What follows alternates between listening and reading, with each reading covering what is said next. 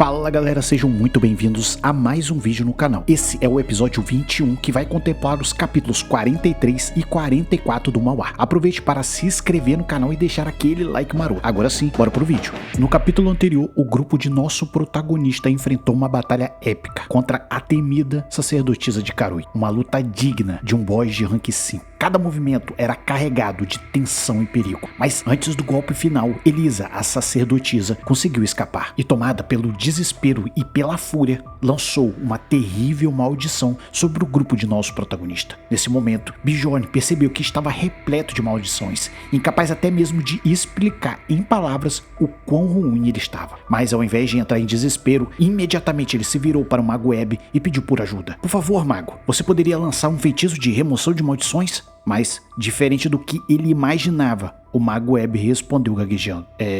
Como assim remoção de maldições? Bjorn não entendia o porquê da surpresa, e nem o porquê ele estava falando tão nervoso, e continuou indagando, enquanto encarava o mago. Bem, você não me disse que era um mago que usava maldições? Então por que você não consegue remover? No entanto, desviando o olhar, o mago respondeu. Bem, eu sei usar maldição, mas eu não consigo tirá-las. Aquilo deixou o nosso protagonista extremamente puto, e xingava aquele mago mentalmente. Enquanto isso, o sistema avisava, se o personagem não fosse curado a tempo, os atributos seriam reduzidos permanentemente. Então, já em outro momento, nosso protagonista estava correndo, xingando e xingando mentalmente aquele mago e aquela situação que ele se encontrava. Enquanto corria, o anão percebia o nível de fadiga que Bjorn se encontrava para poder acompanhá-los na corrida. Ei, você está bem? Perguntava o anão. Bjorn, usando todas as suas energias para continuar acompanhando o grupo, disse: eu vou aguentar, não precisa se preocupar. Mas infelizmente ele estava no seu limite. Sentia como se estivesse à beira da morte. Eles estavam correndo faziam aproximadamente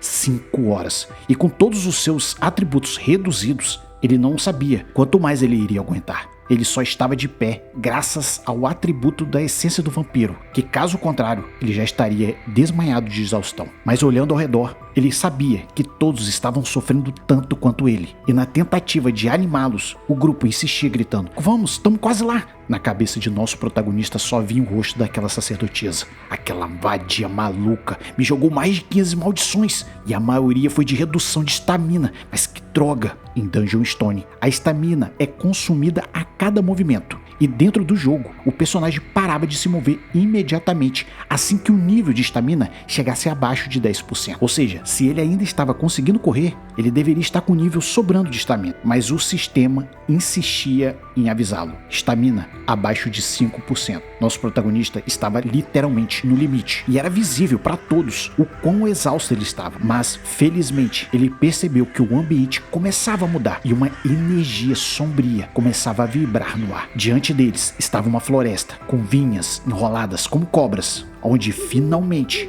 eles haviam chegado na Floresta das Bruxas. Neste momento voltamos 5 horas atrás, onde o grupo de nosso protagonista debatia o que eles precisavam fazer para contornar toda a situação que eles estavam. Hotmailho desabafava: eu não consigo acreditar que iríamos encontrar justamente uma sacerdotisa de Karui, e que nesse momento ela ia querer nos perseguir. Bjorn completava: precisamos tomar uma decisão logo. As habilidades delas são equiparadas ao monstro de 5º rank. Se nós não tivéssemos atacado, provavelmente alguns de nós teríamos morrido nessa batalha. Misha ficava encantada com a capacidade de um bárbaro em analisar a situação. Nossa, um bárbaro realmente são os melhores. Achei até que o Hotmailho tinha se enganado ao ver aquela mulher usando magia. Mas então Bjorn foi lá e toma, afundou o crânio daquela mulher. Mudando de assunto, Bjorn perguntou a Hotmailho: você consegue rastrear aquela mulher daqui? Mas infelizmente, Hotmailho respondeu negativamente. No entanto, com um sorriso no rosto, o Mago Ebb interrompeu a conversa. Bjorn queria ter uma conversa séria com os membros do grupo e deixar o Mago Ebb de lado. Afinal, ele não tinha contribuído até o momento, mas ele ainda era um mago e poderia ajudar de alguma forma. Foi então que o mago disse: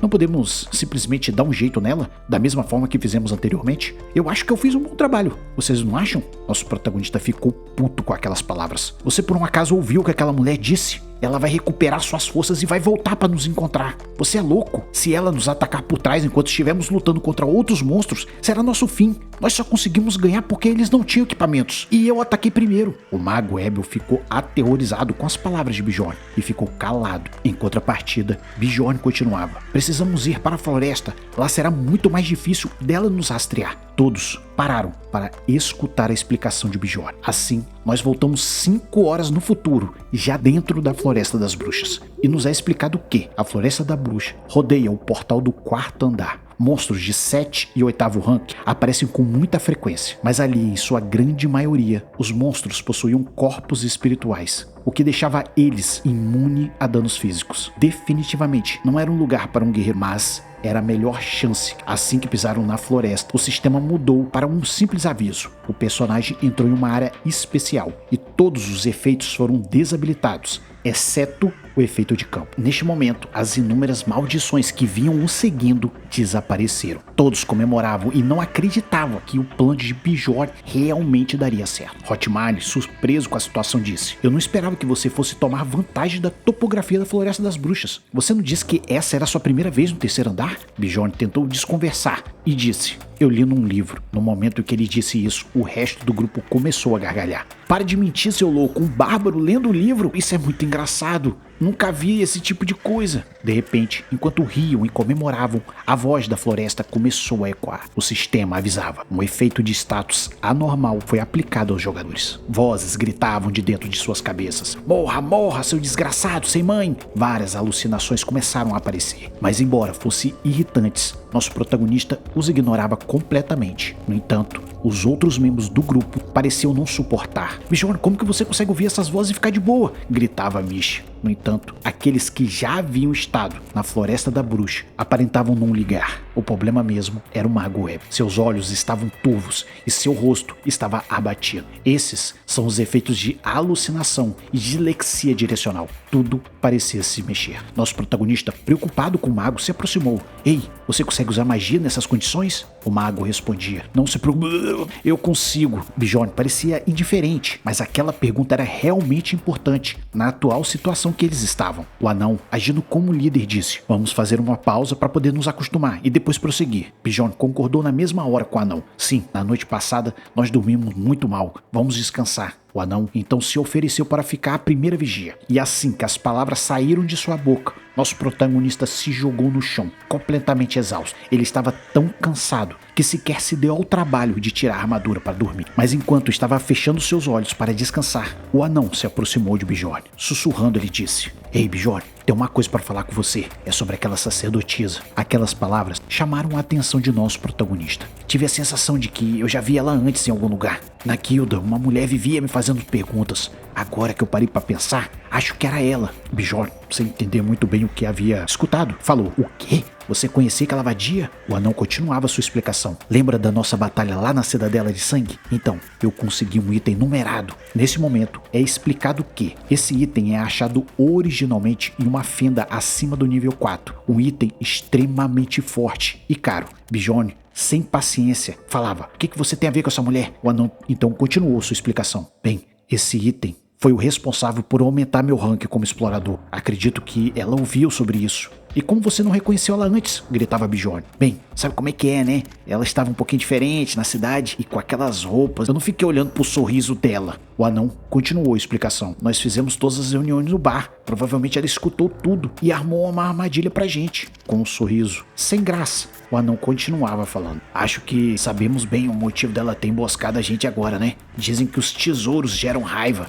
Nosso protagonista então decidiu voltar a dormir e se preocupar com o passado justamente agora não mudaria nada. No entanto, o descanso não durou muito. Ele mal havia fechado os olhos e alguém o chamou. Bjorn, levanta, levanta!" Misha e Hotmile estavam impressionados de como ele conseguia dormir e roncar num lugar como aquele, principalmente com um efeito de campo de alucinações que ficavam no ouvido dele. No entanto, nosso protagonista se levantou rapidamente e colocou seu capacete, perguntando: "Cadê os monstros?" Hotmile apontava em uma direção. Diante a um brilho, era possível ver várias criaturas, bem pequenas, do tamanho da palma da mão. Eram fadas, um monstro de rank 9. Sua única habilidade era cuspir veneno, misturado com uma substância bem estimulante. No jogo, aquele monstro era classificado como passivos, exceto por um único detalhe: o fato de haver tantas em um único lugar tinha um significado bem diferente. E Bjorn sabia muito bem do que se tratava. Olhando para o anão, nosso protagonista perguntou: "Você vai lutar contra ele?" O anão então respondeu: "Ele não é um monstro fácil, mas vamos sim." O Mago Webb já estava melhor, então isso significava que eles poderiam sim lutar contra aquilo. O anão então começou a se concentrar. Erguendo seu martelo, ele usou sua habilidade. No exato momento em que o martelo foi balançado, uma corrente elétrica foi disparada na forma de uma bola de canhão e explodiu impiedosamente as fadas. Aquilo chamou a atenção da tal criatura, que até então estava oculta nas sombras. Assim que as fadas desapareceram, um som arrepiante ecoou à distância. Era um rugido profundo, como se centenas de bestas estivessem rosnando. Logo, passos pesados e trovejantes começaram a soar. De repente, era possível ver, e lá estava um monstro que só aparecia na Floresta das Bruxas e tinha um hábito peculiar de perseguir grupos de fadas. O monstro era simplesmente gigantesco, com mais de 2 metros de altura. Fiel à sua natureza, assim que avistou o grupo, ele partiu para cima, gritando e rosnando. O meio-orc balançava seu porrete gigantesco em direção ao anão, e o anão logo se posicionou para receber o ataque. O pequeno escudo do anão vibrava com o ataque, enquanto seus ossos tremiam com o choque.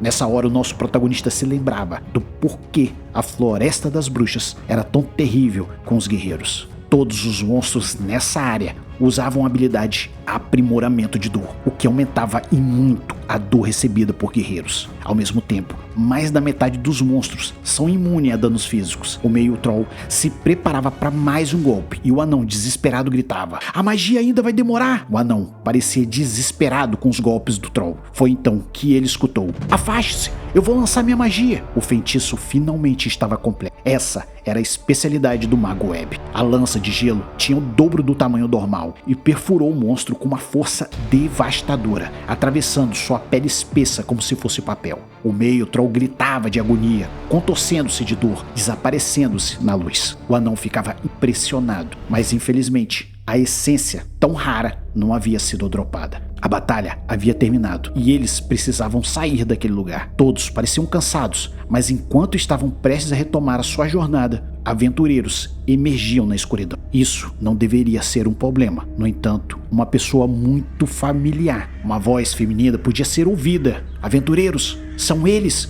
Ninguém esperava que isso fosse acontecer justamente agora. Nosso protagonista analisava a situação, intrigado como aquela mulher havia seguido eles até ali. Bjorn acreditava que a Floresta das Bruxas seria um esconderijo perfeito. No entanto, ela provavelmente observou o grupo correndo e astutamente procurou alguns aventureiros no meio do caminho. Fingindo ser uma pobre vítima, disse que havia perdido seus companheiros para aqueles saqueadores. E claro, depois de matar todos do grupo, o plano dela deveria ser devorar todos ali. Sabendo que a luta era impossível, Bjorn gritava pro anão: "Só tem um jeito de sair daqui. Use aquele item." Com um único olhar, todos entenderam completamente a estratégia de nosso protagonista. E ao mesmo tempo, a braçadeira do anão começou a brilhar. "E agora, pessoal, vamos fugir!" Nessa hora, nos é explicado sobre o item do anão. Protetor de pulso do guardião, um item numerado, um item que consegue reduzir o dano do usuário e aumentar o poder do usuário proporcionalmente à redução de dano. Mas ele tinha um outro efeito. Todos os inimigos seriam arremessados para trás e os aliados se tornavam imunes de todos os efeitos prejudiciais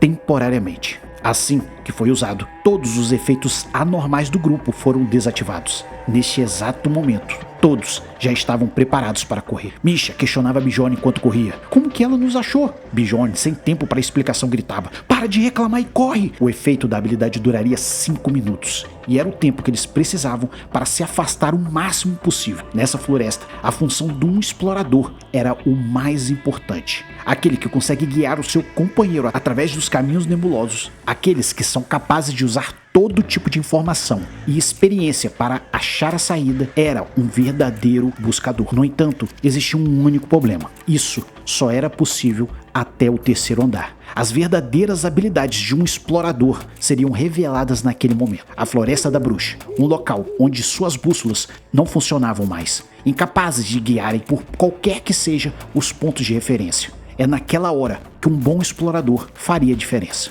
uma floresta aterrorizante, aonde até mesmo as árvores pareciam se mover. Todos precisavam confiar num único homem, Hotmail. Ele possuía uma essência que potencializava o cheiro e, graças a isso, pegar o aroma da mana e usá-la para achar o caminho. Hotmail então gritava: vamos, vamos, o explorador deles é muito bom. Ninguém conseguia sequer sentir a presença, mas Hotmail insistia em guiá-los. E todos confiavam nele. Era uma corrida contra o tempo. Se o grupo do nosso protagonista conseguisse chegar primeiro ao quarto andar, eles seriam capazes de evitar quaisquer batalhas desnecessárias. Por outro lado, se aqueles inimigos os alcançassem, seria necessária uma luta até que uma das equipes fosse derrotada. Todos estavam simplesmente exaustos. O efeito da habilidade do anão havia terminado. Foi então quando, de repente, Misha perdeu o equilíbrio. Bjorn rapidamente se virou para tentar ajudá-la. Misha, você está bem? Na tentativa de minimizar o ocorrido, Misha gritava: não, tô bem, tô bem. Bjorn, sem perder tempo, rapidamente colocou Misha nos ombros e se virou de volta para o grupo, que não estava mais lá.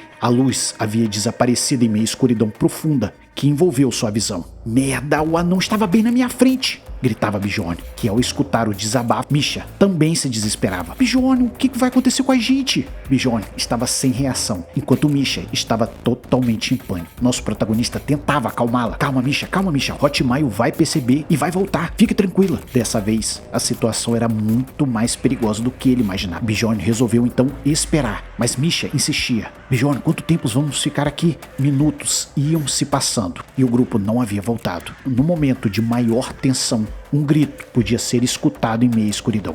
Ei, você ouviu aquilo? Parece que era a voz do anão. Bjorn não tinha certeza, mas pelo tempo, eles já deveriam ter voltado. A Misha, agoniada com os gritos na floresta, questionava Bjorn. Bjorn, o que vamos fazer? Vamos lá ajudar. No entanto, Bjorn insistia em pedir paciência para Misha. Calma, Misha, fale mais baixo. Seguir um som aleatório como esse na floresta pode ser uma armadilha. Vários gritos de agonia saíam da floresta. De repente, nem mesmo a brisa mais leve podia ser ouvida. O silêncio então caiu. Não havia sinal do grupo e era cedo demais para saber com certeza se eles estavam mortos ou vivos. Mas uma coisa estava clara: esperar mais não os atrairia de volta. Nesse momento, temos uma reflexão. Qual é a coisa mais importante numa situação desastrosa como essa? Água, comida, estamina ou ferramentas? Bem, tudo era importante. Mas se o nosso protagonista pudesse escolher uma, seria a força mental. Naquele momento, Bjorn sabia que ele estava completamente ferrado. No entanto, ao contrário dele, Misha estava em total desespero. Não, eu não posso morrer aqui.